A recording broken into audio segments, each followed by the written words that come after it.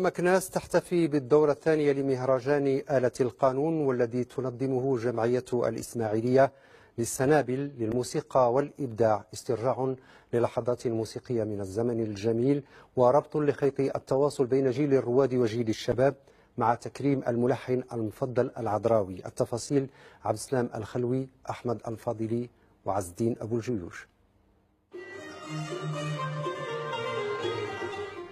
لأن مكناس وفي معهدها الموسيقي كانت المنبع لآلة القانون مع بداية الاستقلال، وكان للفنان مولاي إدريس الوزاني الشاهدي الفضل في تأسيس سنواتها الأولى. منه تخرج العديد من الموهوبين العازفين أثثوا المشهد الموسيقي المغربي على امتداد السنوات.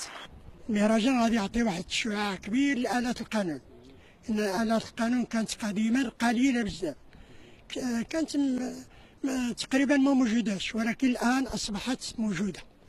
هي تقريبا العازفين ديال المغرب الآن يقدرون ب 150 عازفا على آلة القانون.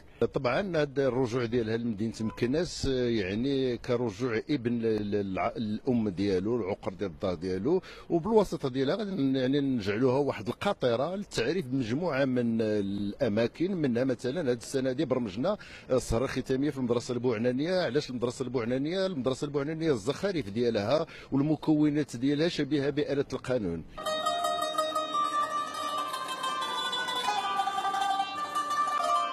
في أجواء العرس الفني لآلة القانون جاء التكريم والاعتراف لواحد من أعلام الإبداع المغربي، الملحن الكبير المفضل العذراوي. أنا ممنون لمكناس لأنها المدينة التي أعطتني الكثير، ولولا مكناس، وتنتكر مكناس أو تنتكلم على مكناس في الثمانينات، ما كانتش غتكون الانطلاقة ديالي بالحرارة اللي كانت بها. كنتمنى بان هذا المهرجان هذا يفتح افاق كبيره، ما يبقاوش الشباب كيديروا بيانو جيتار، لا، حتى آلة القانون زوينه وعندها واحد المسافه شاسعه في الموسيقى. من مدن مغربية متعددة حضر فنانون مبدعون لإغناء التظاهرة، موعد فني بفرجة خاصة متميزة أصيلة، وفي أجوائه تكبر الأهداف لتعيد لآلة القانون مكانتها في المشهد الموسيقي المغربي.